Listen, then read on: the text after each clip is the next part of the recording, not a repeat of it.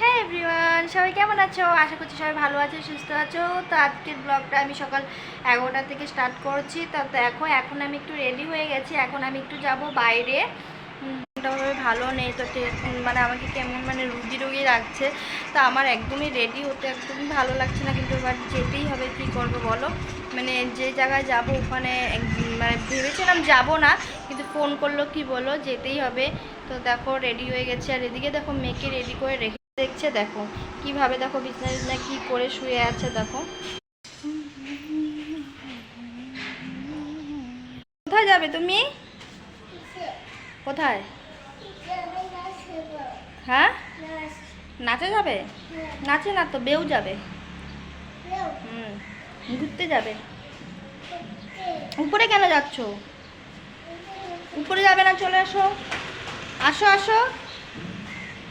তো এখন আমরা বেরিয়ে গেলাম। তো দেখো রাস্তায় কি রোদ্র, মানে কি বলবো, আর ছাতিটাও নিয়ে আসতে ভুলে গেছি। এখন বেরিয়ে গেছি, সাথে মেয়ে, তো ওদিক থেকে বোনরা আসছে। এত রোদ্র দিয়েছে আছে কি আর বলবো। তো ছাদ পড়লাম, তো ছাতে নিয়ে আসতে ভুলে গেছে। আর মেয়ের তো মানে কি বলবো, আমি ভেবেছিলাম যে মানে বাইরে বেরিয়ে দেখছি মনে হয় সূর্য মামা পুরো নিচেই নেমে গেছে। তো আগে জানলাম মেয়েকে পুরো ঘরে ধুয়ে আসতাম, আর আমি না মানে বাইরে ছাতাটা বেরও করেছি, কিন্তু নিয়ে আসতে ভুলে গেলাম। তো যাই হোক, এখন কি করব, বেরিয়ে যখন গেলাম তো এসেই পড়েছি। এই জুতা পরে উঠছো কেন? তো একজনের বাড়িতে এসেছিলাম, তো এখন যে দরকারে এসেছিলাম, তো এখন বেরিয়ে গেলাম কাজ হয়ে হয়ে। পুরো ঘেমে তো অবস্থা শেষ হয়ে গেছে। তো বাড়িতে গিয়ে কতক্ষণে মানে একটু ফ্রেশ হবো। এত রৌদ্র দিয়েছে আজকে, আর পারছি না।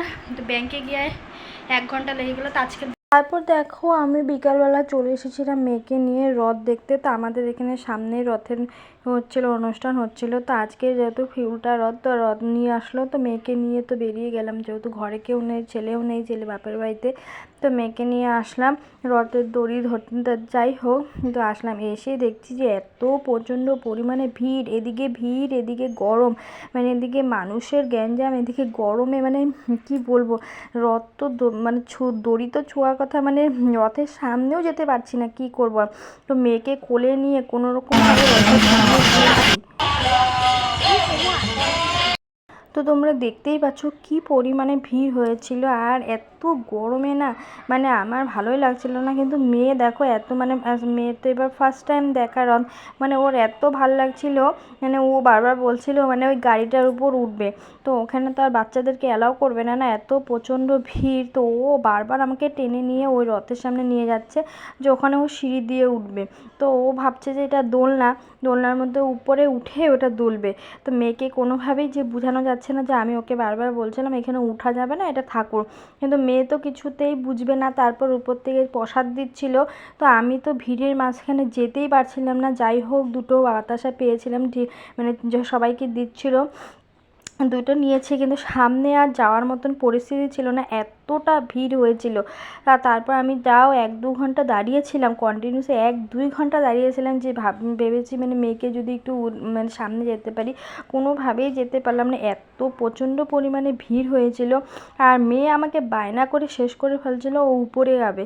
তা আমি মেয়েকে বলছিলাম যে মাম্মা তুমি পরে আসে মানে নিয়ে যাব, কিন্তু ও তো কোনোভাবেই শুনবে না, বাচ্চা মানুষ, ওকে আর কীভাবে বুঝাবো বলো, ও কোনোভাবে। আর সবাই যেহেতু রথে মানে ঘুরিয়েছিল, তো রিল করেছিল, তো সবাই গিয়েছিল, আমি তো মেয়েকে নিয়ে যেহেতু যাইনি, তাই মেয়েকে দেখো সবাইকে মানে প্রসাদ দিচ্ছে, এক একটা করে জলের বোতল দিচ্ছিল।